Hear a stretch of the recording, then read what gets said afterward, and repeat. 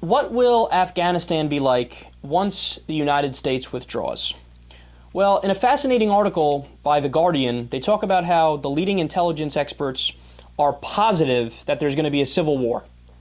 In fact, most of the experts right now are surprised that there already isn't a civil war. Let me quote you from the article. Quote, "This week, the Defense Select Committee published a report which concluded that civil war in Afghanistan is likely when international forces leave next year. If the predictions of securing the future of Afghanistan are correct, the Foreign Office and Ministry of Defense share much of the blame. The West has set up militias in the countryside in a desperate attempt to shore up the barely legitimate Karzai regime. Sadly, these militias, plus the many Afghan private security companies, have contributed to a proliferation of armed groups that will be roaming the country after 2014. So do you understand what they're saying there? That's very important. What they're saying is, look, there's almost definitely going to be a civil war.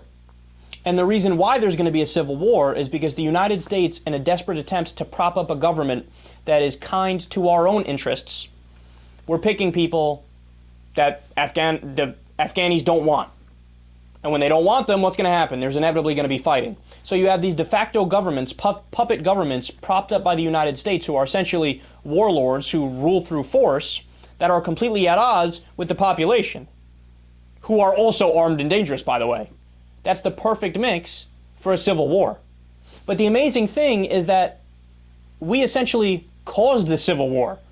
We caused the civil war by trying to prop up governments that are effectively on our side, when in a lot of cases, the people in Afghanistan might want a religious government, for example. They might even vote the Taliban, which is a scary thought, but in a democratic election in Afghanistan, it is theoretically possible they would vote for the Taliban.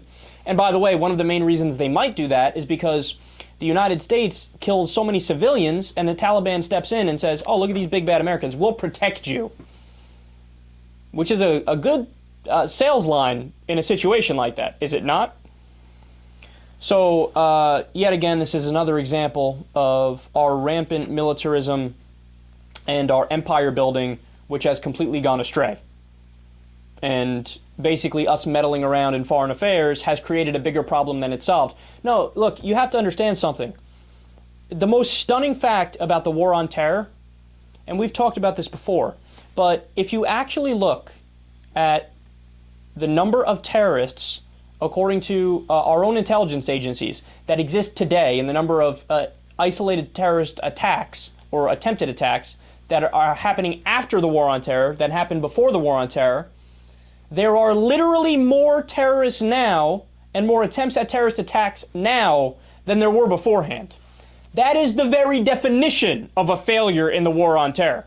The whole idea of the war on terror was to reduce terrorism, but we're increasing terrorism because it's easier for the terrorists to recruit if Americans accidentally kill civilians in Iraq or Afghanistan and in the Islamic world. What a colossal failure. And then forget it. Once we get into the details where, like we did in the 1980s, for example, when we funded the Mujahideen in Afghanistan because they were fighting the Soviets and we were so anti-communist that we funded religious extremists, right? And then the Mujahideen broke up into Al-Qaeda and the Taliban later on, so we actually gave weapons to Al-Qaeda and the Taliban.